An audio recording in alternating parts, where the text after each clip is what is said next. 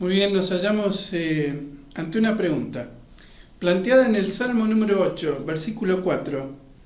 ¿Qué es el hombre? Para que tengas de él memoria.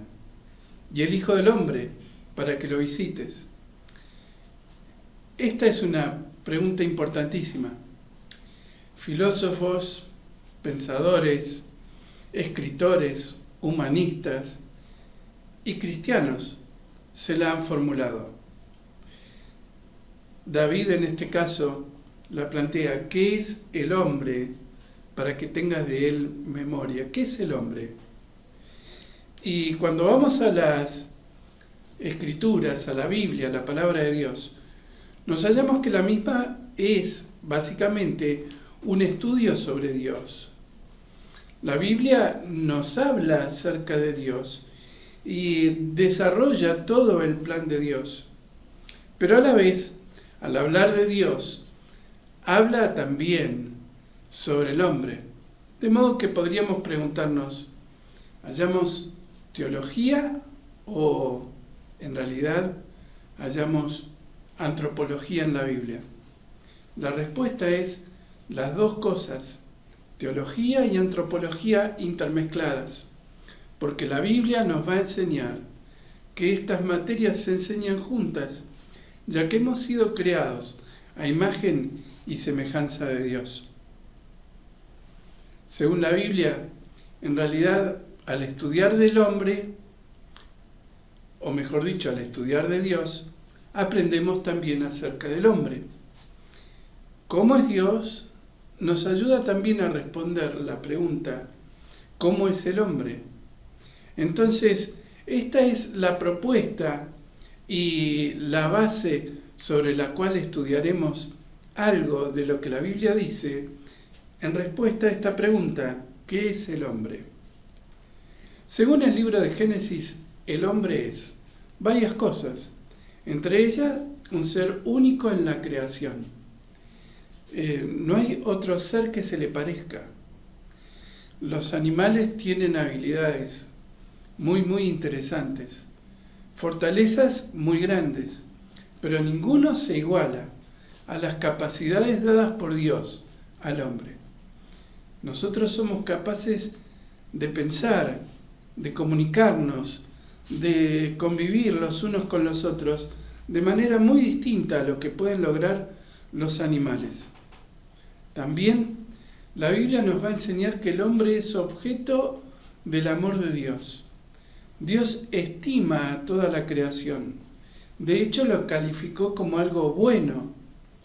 Pero también la Biblia dice, de tal manera amó Dios al mundo. Pero cuando refiere ahí al mundo, está enfocándose exclusivamente en la humanidad. Dios nos ama. Nosotros somos parte del amor de Dios, somos el objeto del amor de Dios.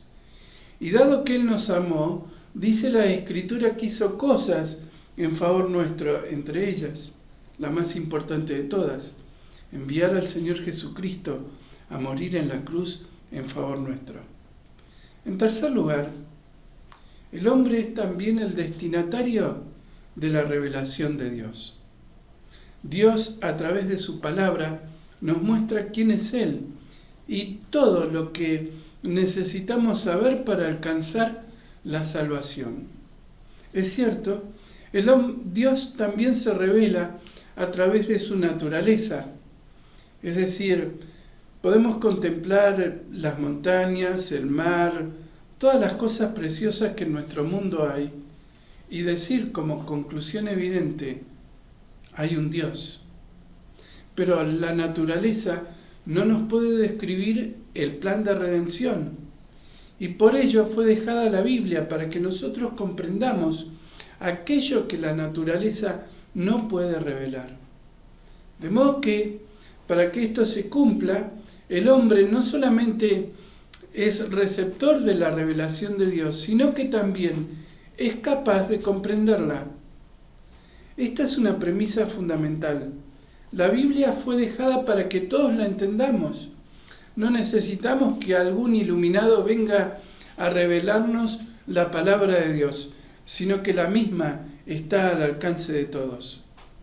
Si usted considera, por ejemplo, la actitud de los reformadores hacia la Biblia, va a notar cuánto bien la Biblia puede producir.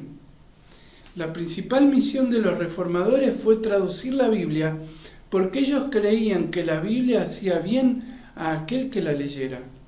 Y efectivamente, tras la Reforma, la primera tarea que los ocupó fue la traducción de la Biblia a distintos idiomas. Tanto es así que la Biblia llegó al español inclusive. Cualquiera de nosotros puede sentarse y leer las Escrituras y aprender de ellas. En tercer lugar, según la Biblia, el hombre es redimido y salvado por Dios. Justamente decíamos que si hay un tema central en la palabra de Dios, es la salvación. Y la salvación es concedida a todo aquel que cree en Él. Así de simple. No hay mayores, problemas para comprender esta verdad básica. Simplemente se trata de creer en el Señor como Salvador. Y todo aquel que creyere, dice el texto, será salvo. Esta es la gran verdad que quisiéramos comunicar a través de esta serie de programas.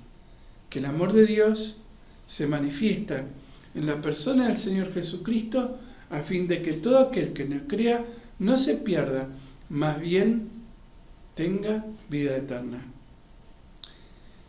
Antes de la caída estaba prevista la salvación. Esto nos enseña la Biblia. La caída del hombre en el pecado de ningún modo sorprendió a Dios, sino que, por el contrario, el Señor ya tenía algo pensado, ya estaba predispuesto, ya había un plan diseñado de antemano. Dice que Cristo, como de un cordero sin mancha y sin contaminación, ya destinado desde antes de la fundación del mundo. 1 Pedro 1, 19 y 20. El Señor Jesucristo había sido destinado para concedernos la salvación desde antes de la fundación del mundo.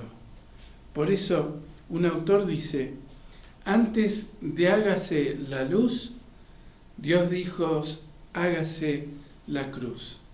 Qué bueno es pensar en el hombre, sí, como planteaba el Salmo, pero pensar también que según Dios hay un plan propuesto de salvación, y a lo largo de esta serie de programas queremos ver ese magnífico plan de Dios para la salvación de todos los hombres, de todos aquellos que se atreven a creer en Él.